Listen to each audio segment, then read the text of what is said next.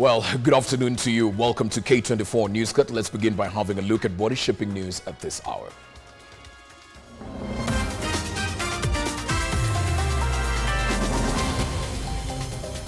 Mother of a 3-year-old daughter who was raped at the age of 1 year decries intimidation in her pursuit of justice. National Drought Management Authority pushing for community water projects to adopt solar power as an economical and sustainable energy solution. Plus, government commits to supporting new innovators and researchers by providing tools, equipment, and creating business linkages.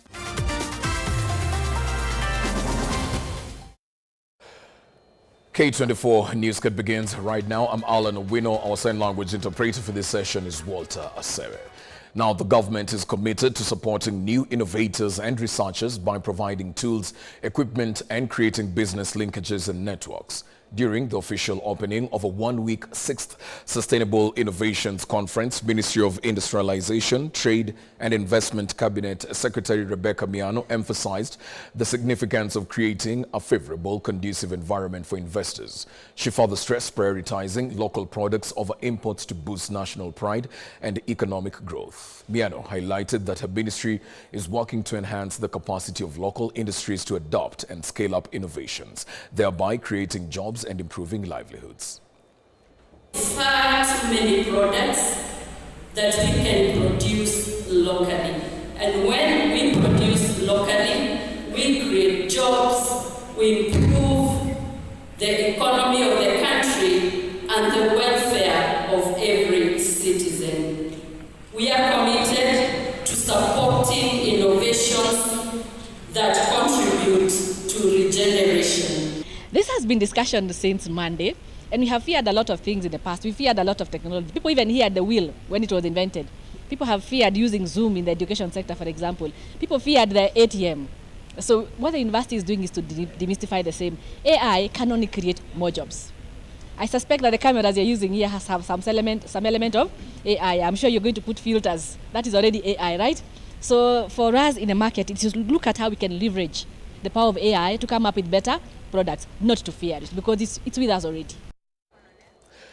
Migori Governor Dr. Ochilo Ayako has called upon young people in the country to tone down their criticism against the government and engage in proposed dialogue to resolve issues. Ochilo, speaking in Migori, commended the youth for finally coming out to demand accountability and end to injustices and a better country. According to him, it's only through a dialogue that issues have been resolved since independence.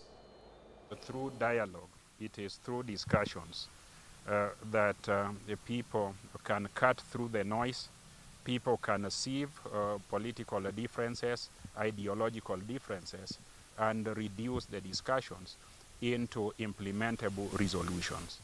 So having that in mind, I want to add my voice and the voice of ODM in Migori County, because I'm the patron of ODM. I know the officials can speak for themselves, towards supporting the discussion, towards supporting the dialogue that has been proposed by the President and has also been proposed by Azimio, because we cannot resolve our issues if we are not talking, if we are not discussing freely, and if we are not inclusive in that discussion. My further proposition is that the discussion should be free and include as many people who want to participate in it as possible. I want to encourage the young people, the Gen Zs, to seize the opportunity and join in that discussion. Those who are available can join it. Those who choose to protest can continue churning out areas of concern through peaceful protest. It's pain and anguish for the mother of a 3-year-old girl who was assaulted at the age of 1 as she continually seeks for justice in vain. Halima Mudhoni says she has been facing intimidation and threats from the accused family with no justice given to her date. Mercy Avoga reveals to us this sad story. Halima Mudhoni, who resides in Likoni, unpacks the tragic events of her 1-year-old daughter's assault by a 16-year-old boy that forever changed her life under her own roof. Mtoto alikuwa yuko hapo kwa mlango yuacheza. Na nilikuwa nimewasha radio. Kijana alikuwa na mazoea ya kuja pale kwangu, lakini alikuwa na mazoea, alikuwa akija kucheza na watoto wangu na mvulana mkubwa. Sasa mimi akili yangu haikunijia kama anaweza mfanyia mtoto wangu kitu kama kile. So mimi niliacha free, nikawa niko ndani na shughuli zangu. Alimchukua mtoto wangu akaenda kwa room, ilikuwa haina mtu. Akaenda akamfanya. Sasa nikiwa kwa nyumba nasikia Aisha yualia. Narrating the fateful day, Halima says she rushed to the room and found her daughter bleeding on the floor. Despite pleas from the boy's relative, she reported the incident to the police. Nikatoka, mama, ule kijana akawa shafika pale kwa mlango. Wa ile room yenye haina mtu. Mimi nikimfuata mtoto, sasa tulipishana na ule kijana, yuatoka kwa gate na mimi namfuata mtoto.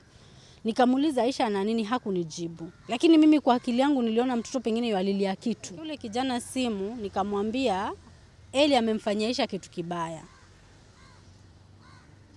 Aliniambia ngojea mama akija jioni tutakuja tuongee. Kweli mamake alipokuja jioni, alikuja tukaongea, akaniambia nisipeleke hii kesi polisi. Nikamwambia ni sawa. Akaniambia mtoto tutampeleka hospitali kesho Manyata, nina brother yangu pale ni daktari. Nikamwambia sawa. Mwaima. Nikamwambia sawa. Alipotoka ule mama, mimi nilichukua mtoto na majirani zangu wawili, Edna na Martha.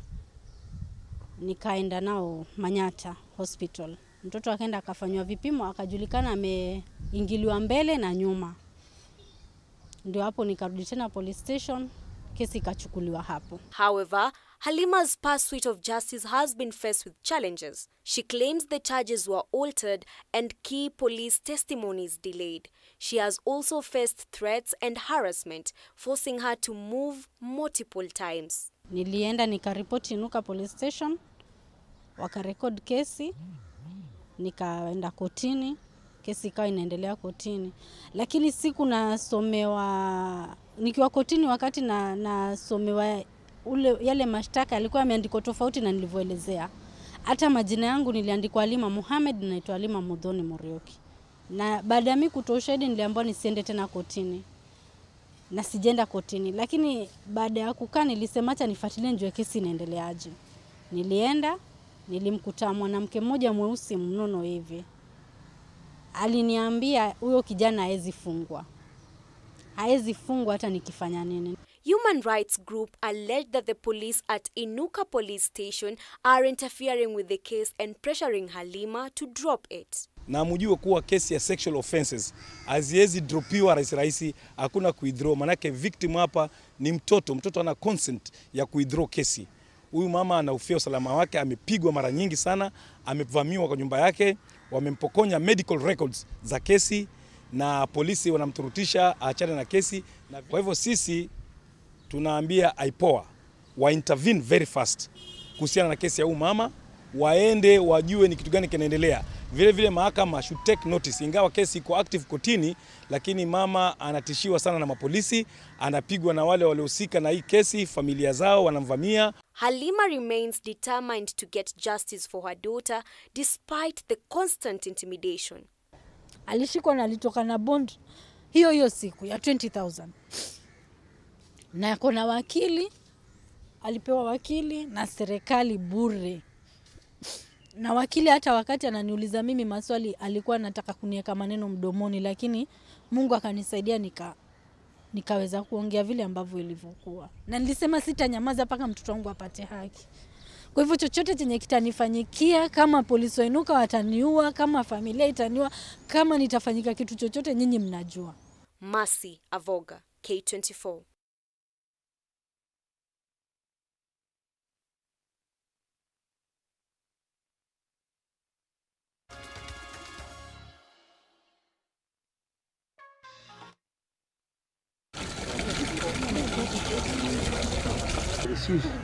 Mlango you will not be keen to see. They were left with the living. Why? Not nothing.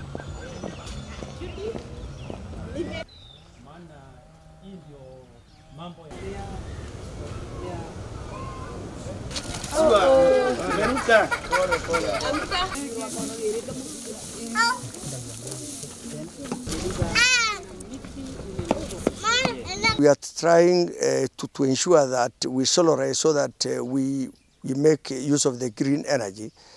Tumeona ya kwamba even when we have a genset, it is not only harmful to the environment, but also even it has a lot of maintenance cost.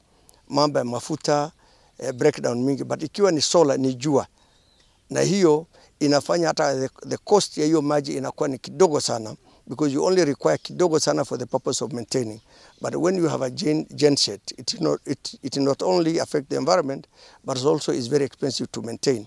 Katika hii maji, ukulima ule tumeanzisha ni wakulima chakula ya nyumbani kama mahindi, kuna cowpeas, kuna green grams, na pia kuna miti ya matunda, maana matunda hapa ni hapa, ndio tunapanda mitunda kwa wingi, miembe, michungwa na mitunda ya aina mbalimbali. Sisi tuko na maji ya kutosha, and we are benefiting the community in terms of clean water supply, as well as the good health services that we are according them. University educators are calling for an urgent review of existing infrastructure within higher education institutions to allow for the seamless integration of artificial intelligence in classrooms and research.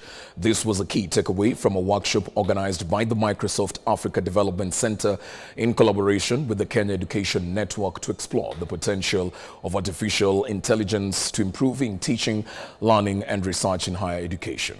According to ADC Managing Director Catherine Muraga, the importance of AI in the evolving classroom landscape and presented private-public partnerships is key in bridging existing infrastructure gaps.